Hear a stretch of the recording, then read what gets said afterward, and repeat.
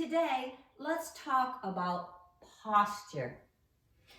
As we age, you may be finding yourself or friends tending to be in a stooped or rounded position.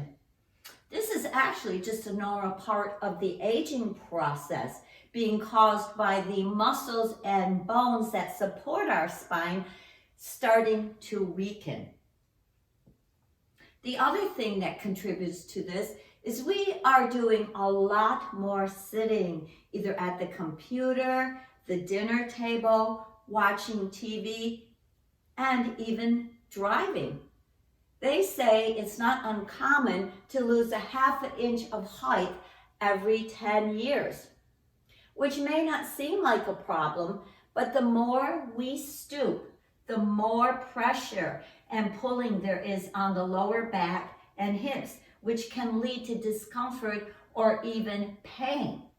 The other thing they say, being rounded can add 5 years to our appearance. The good news is there are things we can do to combat this. And I think my number one tip would be simply being aware of our posture. I know when we started filming our first videos, when we were going around in a circle, I looked like this and still have to catch myself. Or if we were going to the side, wow, it made me very aware. I had to start pulling up and be conscious of my posture. The other thing we can do is to work to strengthen and stretch those muscles around the spine and in the hips. So enough talking, let's take steps to improve our posture. You're going to need a place to sit, a ball, and like I said, a chair or couch. Either one will work. The first thing we're going to do is just to wake up and warm up those muscles of the back and pull on them a bit. So I want you to just gently sway side to side, and I want you to just like you're washing a wall, but enough that you feel those back muscles. You want to feel like you're pulling on those. Then I want you to cross them and lean a little more so you feel the ribs, you feel the sides of that spine. Because every time you pull on those muscles, they pull on the bones and strengthen them.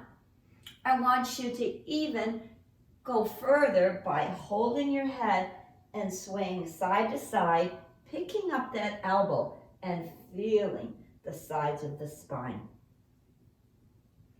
Good, and then I want you to reach one arm out and reach one arm out, feeling the spine getting stretched and out.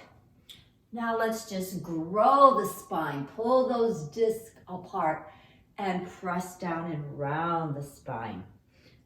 Sort of waking it up, breathe in and round the spine. One more, up. This time we're going to stop in the middle. We're going to do a little Tai Chi move called Connecting Heaven and Earth, where you look up and lengthen that spine.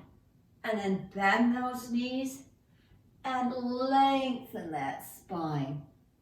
Include the neck, that's part of the spine. And lengthen, one hand down, one up. And lengthen. Great. Now we're going to flat back into a squat, getting a nice alignment, and then we're going to bring these arms overhead into a little arch. And sit back and flat back forward, and then up. This time bend your knees and do a little arch back, lengthen again. One more. Back and up. So we just kind of wake up those back muscles and pull on them a little bit. I want you to you'll find something they call a duck walk, where as we age, this chin protrudes forward, kind of leading our way, trying to see, trying to hear. We want to get that in alignment of our spine. So chin tucks are a great way to do that. I want you to actually take a little finger and press that neck back. Now don't shut it forward, just release it. And press it back, pull those shoulders back a little bit, and release it. You can even take your finger and thumb and stretch it back, whichever feels more comfortable to you. But try to get it in, I'd say, 8 to 10 of these, and in, so that you start to get rid of this forward protrusion, and in. Great. Go get your ball and a chair. Okay, so now you are seated either on a couch or a chair, and I want you to go back to thinking about that chin tucked in and pull up as much as you can. Pretend you're looking in a mirror and you're thinking of straight posture. Let's reach forward and just tuck that chin and squeeze those shoulder blades. Sort of like you're squeezing a pencil between those shoulder blades. That just stretches out the pectorals, because if these shrink, they're going to pull you forward. So we're reaching and squeezing, chin not protruding, but in alignment, and reaching and squeezing. We're going to back up and do the same thing with the ball. See if, on the couch, of course, this would be a little easier. See if you can get it squared away between those shoulder blades. That's a little trick right there. That's why I said a couch might work for you even better. But we're going to repeat that and go right back into that ball with a little pressure.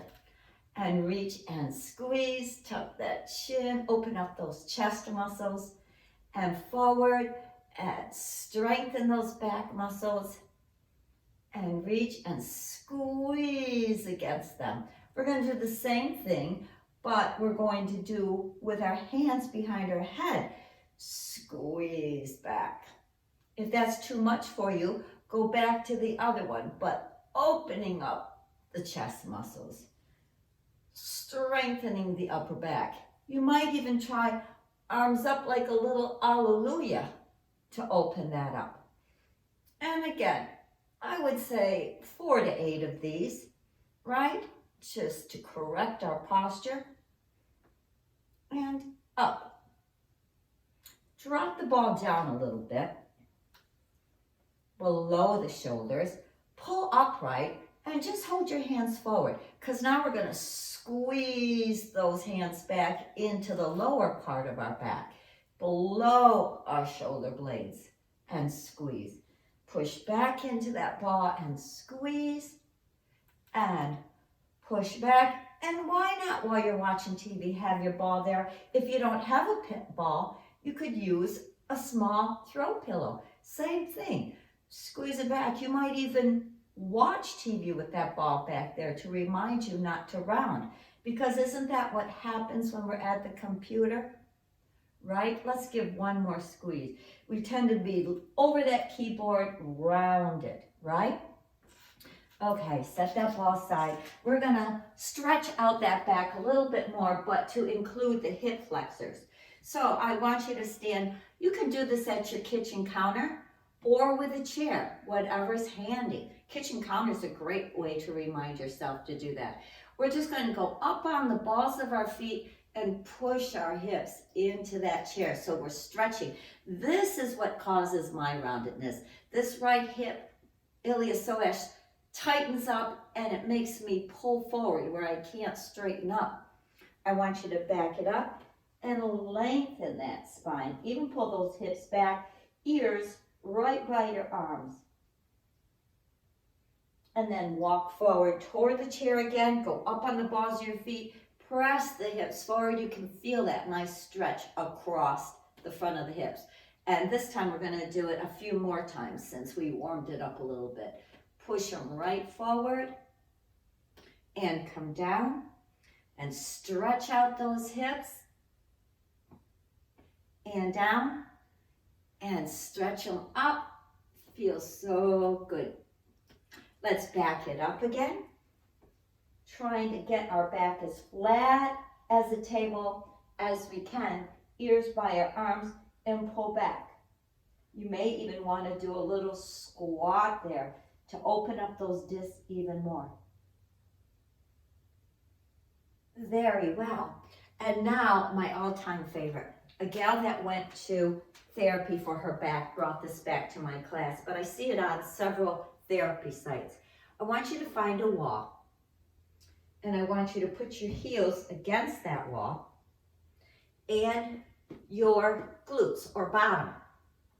I want you to press your shoulders back into that wall, again with that chin tuck, and put your elbows on the wall. Right there, you're straightening that posture. Then if you can, put your knuckles on the wall. Now we tried this in several classes last week, and many people couldn't get their knuckles on the wall, which is fine because it's a progression. The more you do it, the more that back will release so that you can. Now, if you're one of those that are already touching the wall, you might lift those elbows up, keeping those knuckles on the wall. Some people even join those hands overhead. Now for me, my knuckles come off the wall, but boy, I feel that stretch because we're trying to keep those on the wall, right? So once more, heels against the wall, bottom against the wall, elbows on the wall, knuckles. Then bring them up as far as you can, maintaining the elbows and knuckles on the wall. But that's not the most important part.